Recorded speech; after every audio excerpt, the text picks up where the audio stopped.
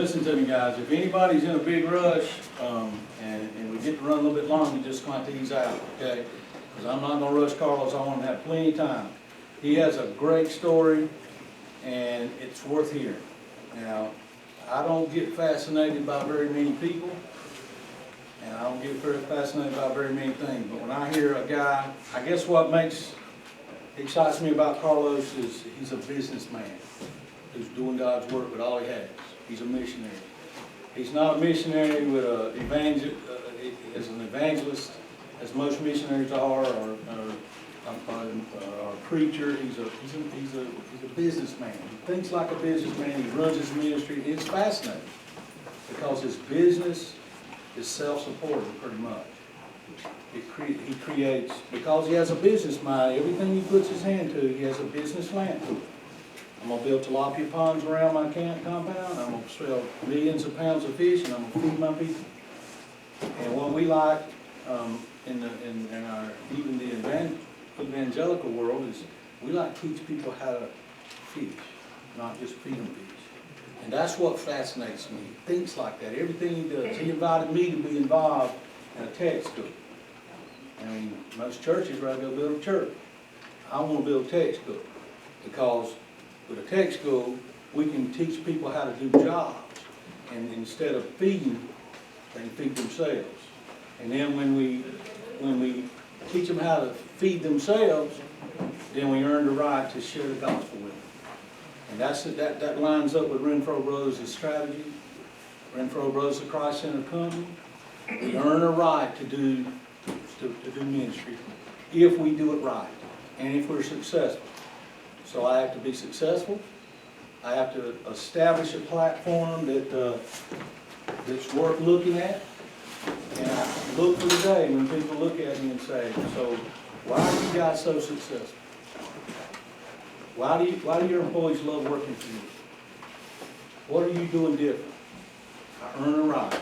And if I'm good at it, a lot of people know, and I get to tell them, I get to teach them, and I get to minister with the platform that God gave me. A church is very much the same way. If a church has a good reputation and does a good job, they earn the right. And people come because they want to be a part of it. Same thing with Carlos.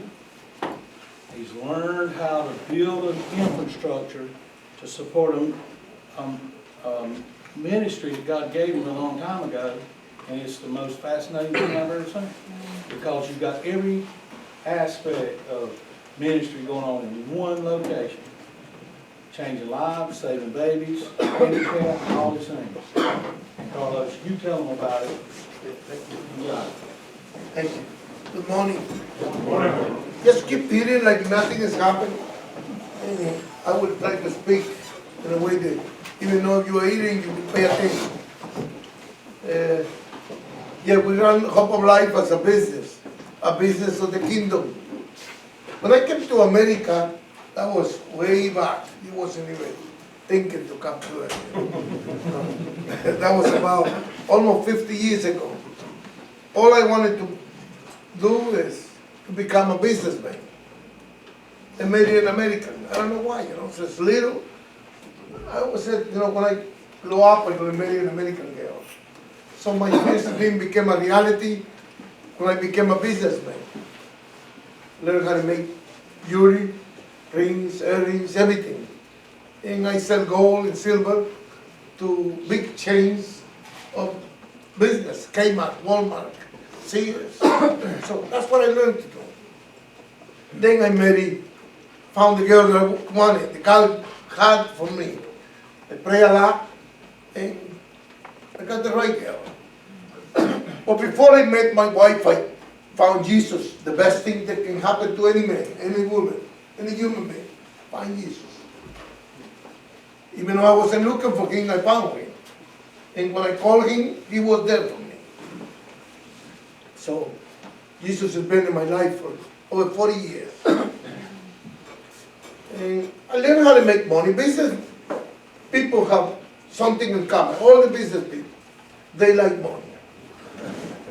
And they know how to make it. We know how to make it. I'm a good salesperson. I can sell on the racks. I can sell crack, anything. I mean, I see you have a crack with somebody, I try to sell you a rack, so you defend yourself. But we know how to make money. We have a lot of things in common, the business people. We like to invest money in the kingdom, but we want to see where the money is going. We like to give money to organizations that provide for the poor, but we don't just like to feed them. We like to teach them. We like to teach them how to make a good living. We don't like to create dependency. No, we don't like that. Business people don't like that. We like to teach people to live a good life and to provide for their families. So, as a businessman, all I was interested in the beginning was just my family. You know, it's very normal to let's worry about just our family. But in the kingdom, we got to think about, and others do. My first almost 20 years, all I was thinking was about me. All about Carlos Vargas and his close family. And making money. There was no other way how God could have called me. Then I would say, God called me and I'm going to do this. I got sick. God had to put me through a grinder. He knew how to do it. I got a problem in my legs, my arms, I got gout. It was so bad that I believe that gout came straight from heaven. It was for me. And I ended up in bed. I spent over 4 months without walking, without using my arms, hands. I was just laying down. And when they told me that I couldn't walk again, I told my wife, I want to go back to the country I was born. I want to go back to my little town. I don't want to spend my life in America in a bed, so I got to go back to where I came from. I remember I went back to the same shack I left behind. The same place, a little house made out of pieces of wood. I didn't want nothing better than what I left. I was so poor when I went back that all I had was money. All I had was money. I had lost it all. I was west in the beginning. Couldn't walk. You know, when you can't walk, you can't use your arms, you can't even take a shower. What is money good for? Well, you know something? That changed my life when God put me through that grinder. I remember somehow a little girl took a blind man to my room to beg for money. He needed money for his family. And I told the little girl to take $10 out of my pocket. Just $10. As he was walking away, I started praying to God. Like I do business with Jesus. I had the privilege to do business with God. There's a God that when we cry, we call Him, He's there for us. I started praying to God to get me out of that bed. I said, get me out of this bed. I want to walk again. I'm sorry I forgot the people I left behind. If you get me out of this bed, I'll dedicate my life to the poor. That's how everything started. Jesus didn't have to use me. He could use somebody else, and His mercy. 3 days later, I got up. And I'm no fanatic. I'm not a guy that believes in all this. Everything God is going to make it happen. No. This time He made it happen for me. I believe that God wants us to do the most of the things. Pray and do it all. But this time, the doctor couldn't do it. The doctors had already said I won't walk again. So I prayed to Him, and 3 days later, I stand up. And I made a little walk, about 2 blocks, about an acre of land, to build a home for the homeless, the old people. That's how my life started in the ministry. I always say, God didn't call me, I call Him. I say, I need you.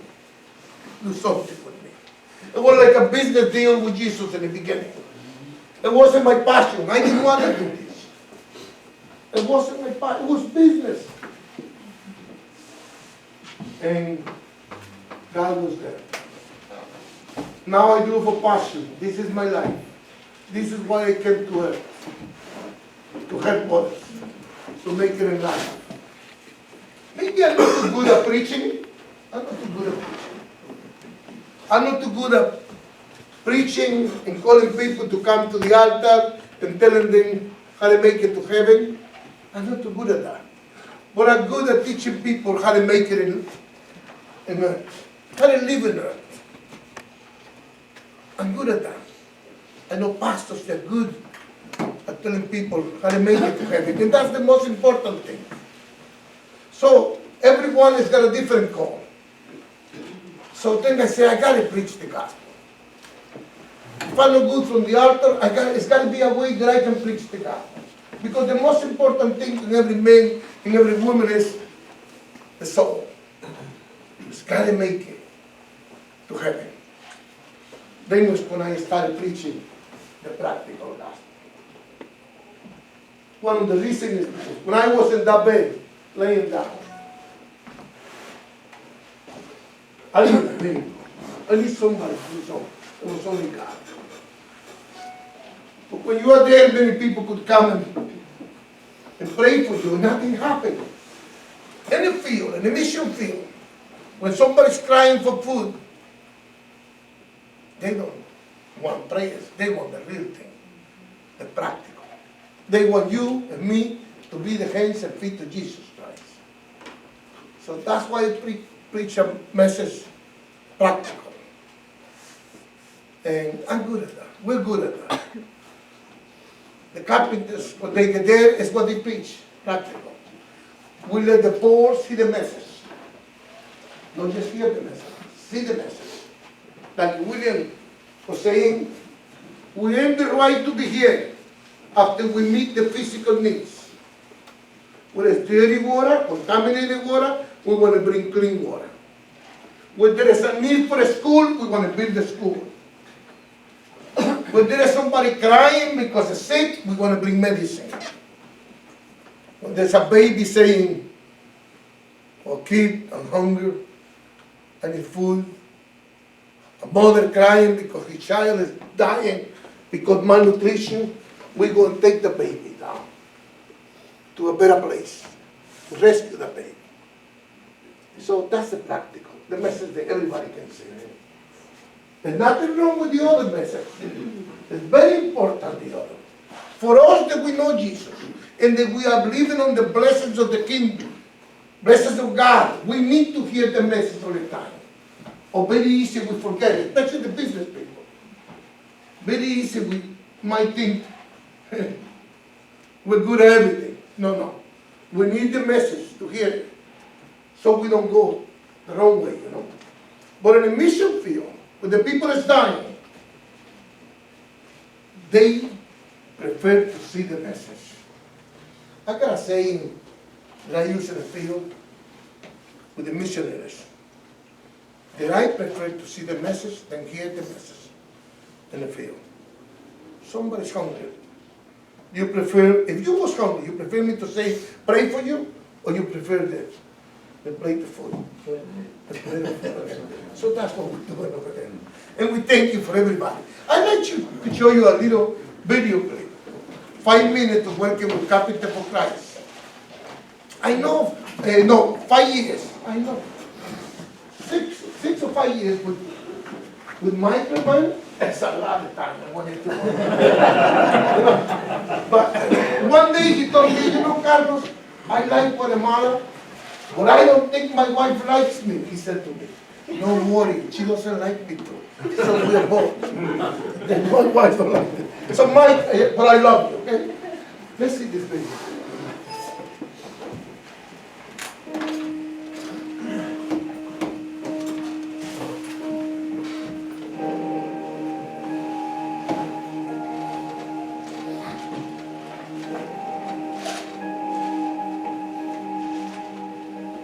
Partnership that we share with Hope of Life. partnership that we share with Brother Carlos Vargas, that we are intending to preach a practical gospel. All I want to do is to be the hands and feet of Jesus here on earth. Change lives, communities, countries, change the world. I believe when people get together, transformation happens.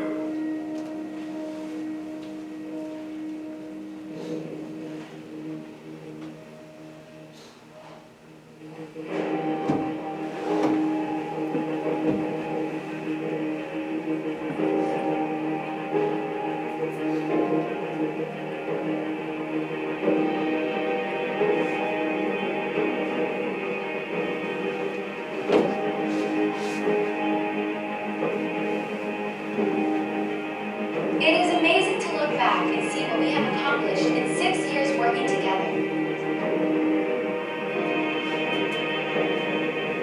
Our people wake up every day to fight the battle against poverty and hunger. They no longer have to fight on their own because of you.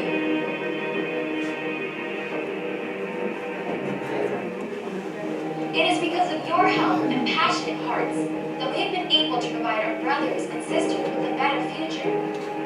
Today, we celebrate 6 amazing years where thousands of people have been fed, healed, rescued. Entire villages have been transformed. Boy, it's a joy to be here in Guatemala again. I've been here 5 or 6 times, and it's just always such a pleasure. The people are just wonderful. To be able to come down here and do the Lord's work in an area that needs it is just so gratifying, and we just so much appreciate all you folks who are allowing us to be here and allowing us to show just a little bit of what Jesus is like. Thank you for letting us be here. And working here has been one of the greatest pleasures of my life. And thank you so much. We appreciate it.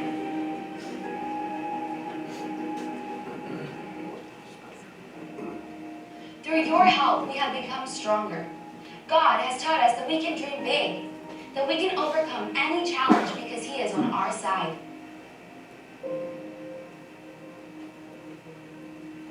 Together, we're more than 2 organizations.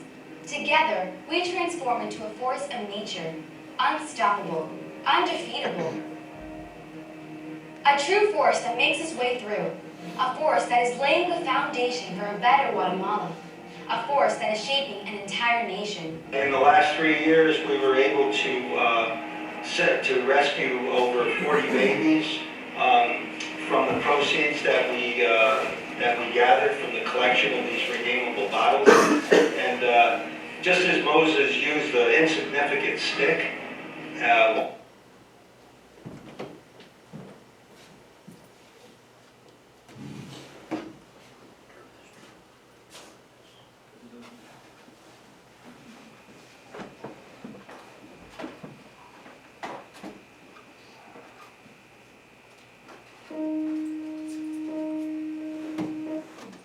To preach a practical. They no longer have to fight on their own. Villages have been transformed. Boy, it's a joy to be here in Guatemala again. I've been here 5 or 6 times, and it's just always such a pleasure. The people are just wonderful. To be able to come down here and do the Lord's work in an area that needs it is just so gratifying, and we just so much appreciate all you folks who are allowing us to be here and allowing us to show just a little bit of what Jesus is like.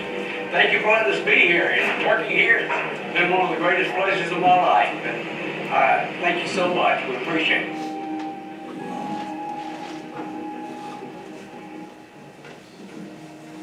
Through your help, we have become stronger. God has taught us that we can dream big, that we can overcome any challenge because He is on our side.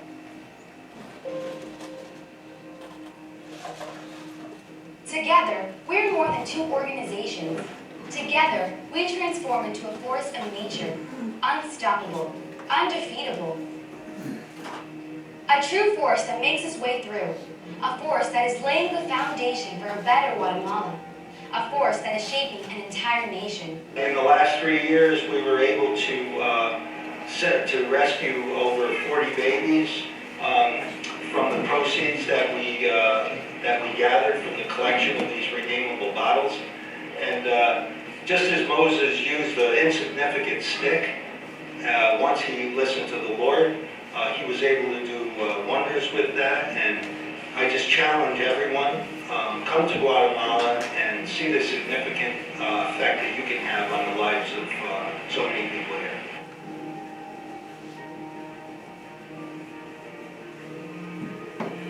We will keep fighting the battle against poverty. We will dig deeper so that clean water keeps on flowing.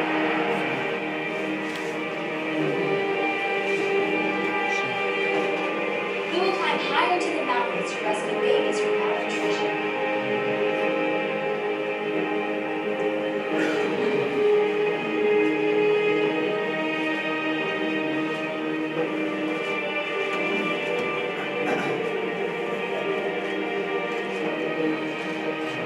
After all these years working together, we look to the future with hope that we will conquer many more battles for the kingdom of God, that we will accomplish many more goals, that we will keep working together with the least of these to provide them with a better future.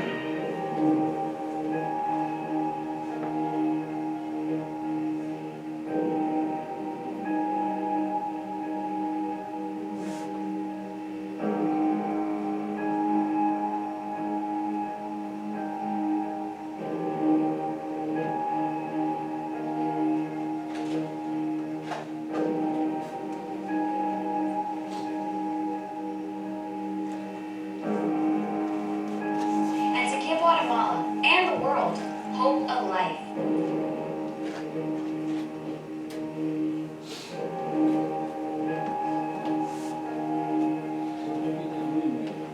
That's our future project. We have meetings about that. And it's coming, it's gonna happen. We are not just dreaming, it's gonna make it happen. I call dreams are cheap, but they don't become reality. We like dreams to become reality. Over 10,000 people came last year to Guatemala to work in the kingdom, to be the hands and feet of Jesus. We built over 100 churches, way over 100 schools, over 200 wells, clinics, all kinds. We rescue over 3,000 babies. We give up every single day over 50,000 meals in different feeding centers. And there's so many things that we do in Guatemala. We planted over 500 churches in 1 year. We just graduated over 300 church planters. We give a lot of seminars to pastors. We equip the pastors and the leaders to go up in the field. There's so many programs to enlarge the kingdom for His glory. Because at the end, it's all for His glory. We're serving Him. When we get out of the four walls, it's when we are really serving God. In the beginning, I thought I was serving God by being in the chair, doing this, praising the Lord. No, He was serving me there. When you go out in the field, it's when you're serving me. Before I thought, when I go to the altar and pray for somebody that's sick, say, God, do something. God, this family needs you to do something. I thought I was serving Him. I was giving orders to God to do it. Now I believe what I'm doing is I'm serving Him. What we're doing together is serving Him. If we're going to call God for everything, just think in your church. A lot of church people here. Right outside your church, there's people that need you. Right outside your church, you could be somebody that needs you. Make sure you are a good missionary right here in church first, before you go to the field. Because when you get there, especially you go to Hope of Life, it's like boot camp. We're going to make you do it. Or you ain't going to like it. And if you don't like it, you don't come back. And if you don't come back, it's because we don't want you to come back. Over there we go and work. We go up in the mountains. We have a gentleman here that as soon as he puts his feet over there, he disappears from the group. He goes and looks for his machine, the one that does the wells. And before you know, they're asking for him. And I said, just go look where the machines are. He's gotta be there. He's getting ready to do the fish roll. I just told him, we wanna do 4 this time. We're gonna have both machines working at the same time. So, if you've never been in Guatemala, I invite you. We have our 600 churches that coming. They came last year. Over 10,000 people. Our goal this year is to bring an army of 15,000 people. We're building all kinds of buildings to house more people. So we will always say yes. We don't care if 20,000 come 3 years from now. We'll make it happen. And many people is coming to Jesus because the way we're preaching the gospel. I will open in a little while for questions. But I want to tell you, God needs more people like you. God wants us to get out of the 4 walls, around our towns, overseas. The gospel has got to reach more people. There's mountains where nobody goes in Guatemala. We have some mountains where there are no churches. But the gospel can reach them unless we go. And Jesus needs us. I like to open for questions in case somebody, yeah? Your bottled water machine, is it working now? Working good. Okay. If you have another one, we could use it, okay? We need to be able to make small bottles. Okay. Any questions? Other questions? Think, in case you want to ask a question, okay? Besides rescuing babies, what is your next important thing that you need, that you be able to choose Okay. something? We are building how do you say this? A technical school. We have to do it. Because when we rescue a baby, it's because the mother or the father couldn't provide for them. And we need to teach them all kinds of things, how to make it in life. We already put up 1 building. It's going to be 5 buildings. So, we might break down in the 2nd building when you're there. But there's so many needs over there. Hope of Life doesn't, I say, solicit money, but we sell dreams. We're good at selling dreams. Hope of Life provides 65% of the revenue that we use right now. We produce over 30,000 pounds a month of chicken, over 2 million pounds of tilapia. We produce millions of eggs. So we produce our budget, but we don't produce projects. If we got to build a church, it's because we sold the dream to somebody. We are the facilitator of churches, facilitator of business people that wants to invest in the kingdom and say, I like to do this. Like, I don't know if you saw a guy talking about rescue. Oh, he rescued over 40 babies already. And I think he's going to rescue 30 more. And he pays for that. He says, he brings it down, now you take care of that. Because to rescue a baby, it costs about $1,200. Some might cost $300, $400, and then the next one will cost $10,000.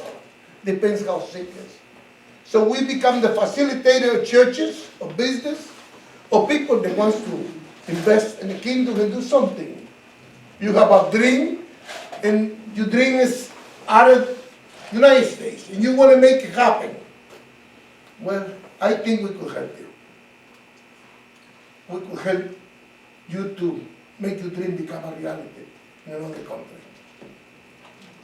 Any other questions? Tell them about the senior citizens home. I mean, most missionaries see certain things that you hardly ever see in the senior citizens home, handicapped children. Tell them about some of the different missions. We have the building for the old people, the ones that cannot make it in their own. So we got to provide for them for the rest of their life. They cannot make it in their own. So we have a building with about 60, and we just came out with another 70 old folks. They have mental problems. Our country wasn't taking care of them good, and they came out in national news, international news. And we became Guatemala the worst country in the world when it comes to treat the old people. And they didn't know what to do with them. So Hope of Life came out and said, listen, we know what to do with them. We know what is the love of Jesus. So we took them to our place. So when you go back, you're going to see another building full of old people with a little mental problem. In case you have one in a group that the mental problem, don't go over there. Don't stick with them. And you're coming back. We have a building like that too. And then we have the handicap, special need. I think it's about 30 or 40, but we are spending to 500. Because when we rescue a child, sometimes he will never be back to normal. So the mother will say, can you take care of this baby so I can work? She might say. Or she might move and live with us. Who's going to take care of the baby so she can work and provide for the other ones? So we have one of the centers too. Inside we have over 500 kids. Then we have the village of abused women, for the ones that never been there. Teenagers, they were raped, or they were raped by the stepfather, or the uncle, somebody from the town. We put the old man to jail, or the uncle, or the stepfather, and we bring the family to this community. So some kinds of projects. If you like to work with old people, we have the old. With the young kids, we have the young kids. Yep. Carl, I was going to ask you, Okay. these children that you're rescuing, do most of them stay there all the way to their No. grade, or a lot of them you rescued and it can go back to their family? This year they went by, we rescued close to 3,500. Over 3,000 go back to their homes. I might lose 50 that die. I would say a couple of hundred stay inside. Our job is to rescue the baby and bring it back to the family and teach the family how to provide for them, how to take care of the baby. The ones that have been abused, it's a different story. The baby stay with us and we send the family, the father or the mother, sometimes they're both to jail. I remember one day I brought a little girl, 11-year-old in my arms, from the mountain. She weighed 30 pounds. Bones and skin. But as I was carrying her down, I saw that her stomach was kind of like a little big. And I told the social worker when I went to the hospital, ask some questions, check the blood test, good. Something tells me she's pregnant. And yeah, she was pregnant. She was pregnant. By the stepfather. So I brought the mother and the stepfather. And I separated them, somebody talked to the mother, and they couldn't get nothing out of the mother. The mother wouldn't say what happened. So I went in. I don't know if it was a lie. If it was a lie, I hope God will forgive me for this. But I said, listen, he's going to jail for what he did. We already know what he did.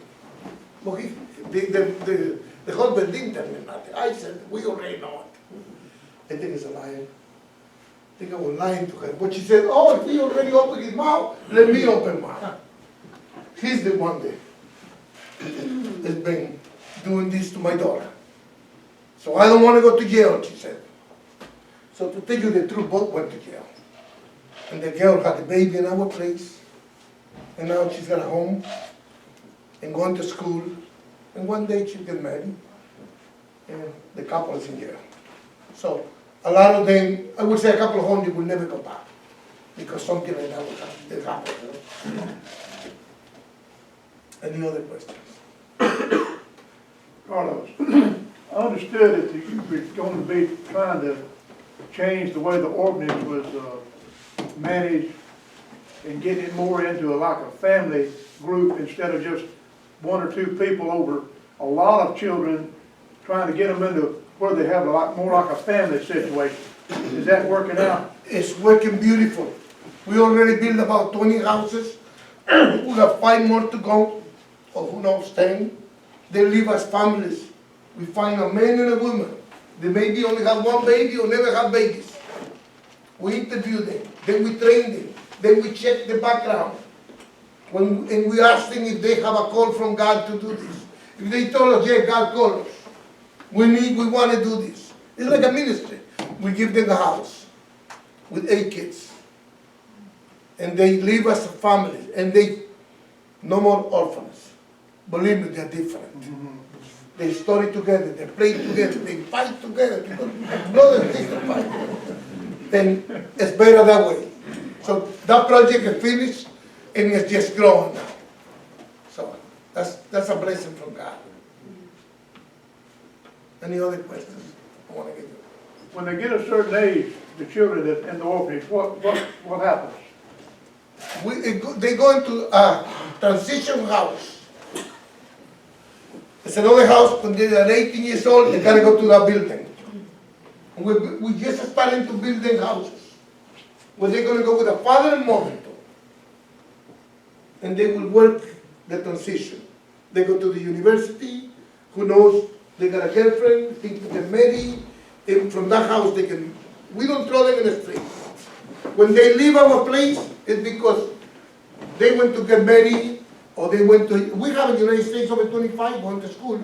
We got about 3 or 4 in Taiwan, and Europe, becoming professional, becoming business people. One of my dreams, I don't know if I'm gonna be able to see it, I'll give you the time now, is one day I wanna see a president come out of that place. A president for the glory of God. Imagine if I rescue a baby, and then he rescues our country. Our country's been going through a lot of stuff, you know. So that's one of my dreams. That's why school is very important. If we educate them right, and if they have Jesus right next to them, like we do, it won't be a problem.